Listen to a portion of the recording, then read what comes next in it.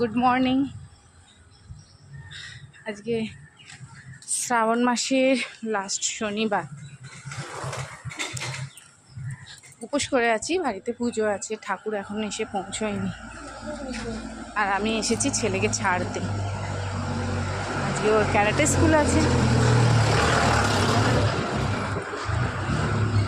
ভীষণ রোদও উঠেছে, ছাতাটা নিতেও ভুলে গেছি।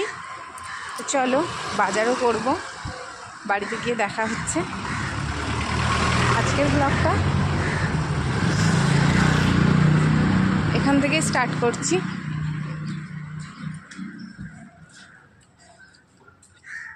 সবাইকে স্বাগত জানিয়ে তো দেখতে থাকো আরও কি কি হয়। হচ্ছে মা বাতি পাকাচ্ছে, কাটা এবারে কেটে নেব।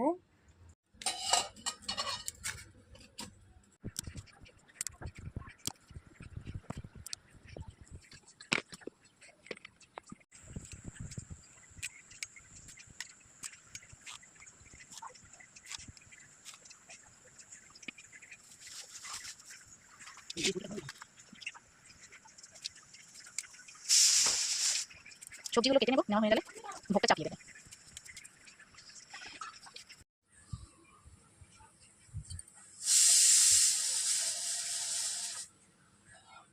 তো আর এই দেখো, আমাদের বাগানের পুঁই শাক কেটে নেব, ভোগের মধ্যে দেব। প্রথম আমরা এখনো খাইনি এই গাছটা থেকে, তো এইগুলো কেটে নেব। চলো কেটে নেব।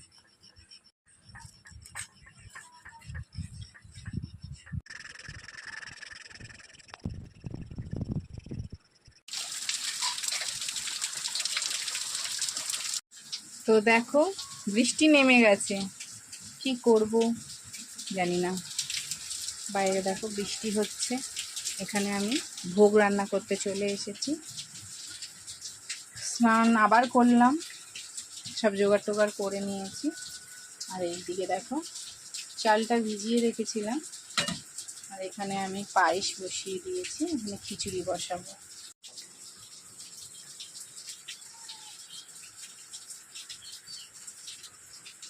জলটা হয়ে যাচ্ছে, হয়ে গেলে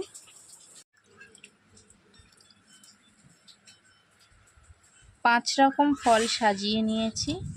তার মধ্যে রয়েছে তাল, শসা, কলা, পেয়ারা, লেবু আর এই নারকেলটা।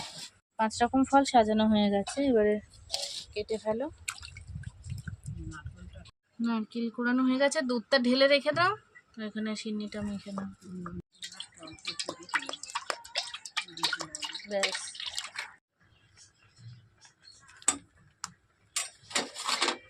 দিয়ে দেবো বাতাসা,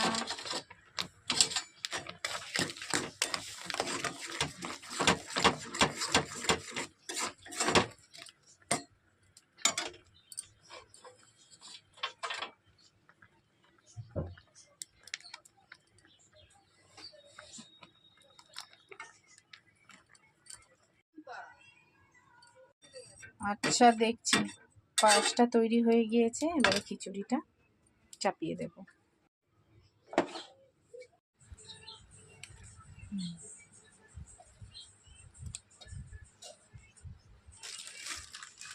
এবার দিয়ে দেবে আখের গুড়। নারকেলটা আগে দিয়ে দিয়েছো।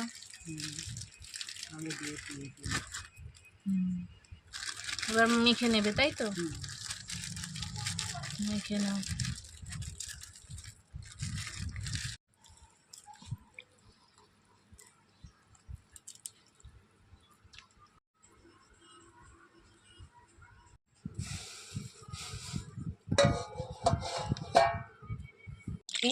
দিয়ে দেবো তেজপাতা, দিয়ে দেবো শুকনো লঙ্কা, দেবো জিরে।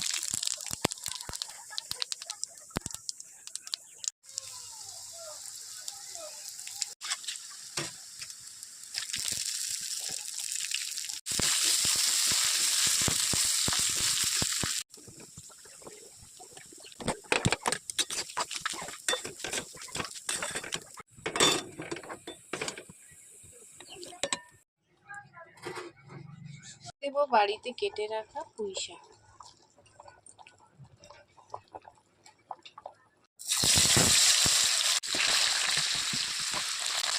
হয়ে গিয়েছে, এবারে দিয়ে দেবো একটুখানি ডালি।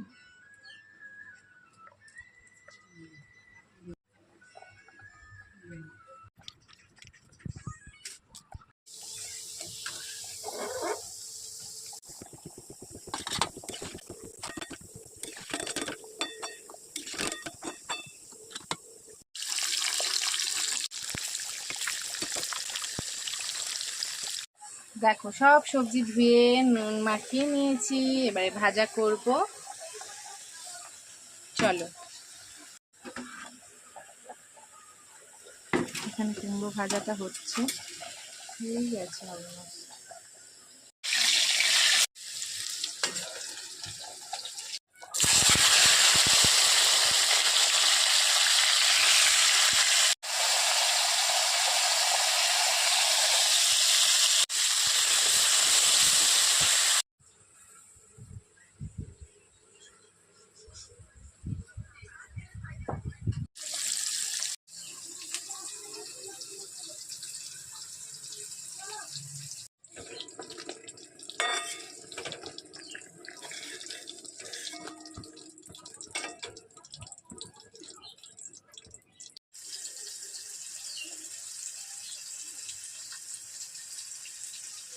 সব ভাজা প্রায় হয়ে গিয়েছে, পটলটা ভাজবো শুধু।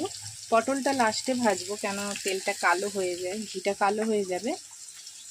আর খিচুড়িটাও হয়ে গিয়েছে, এবারে ঠাকুরের ভোগ থালাটা সাজিয়ে নেব। দেখতে থাকো। দিয়ে দেবো পটলগুলো।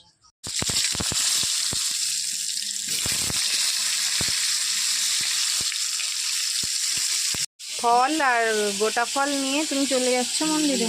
হ্যাঁ যাও, দিয়ে এসো। মা চলে গেল ওইগুলো নিয়ে, এবারে আমি যাব। ভোগটা হয়ে গেছে, সাজিয়ে নিই। ভোগের থালাটা সাজিয়ে নেব, তারপরে আরও বাকি ঠাকুরের নৈবেদ্য দেবো, সেই ভোগটা আগে করে নিলাম। ভিতরে রাখার জায়গা নেই, ভিতরে কোথায়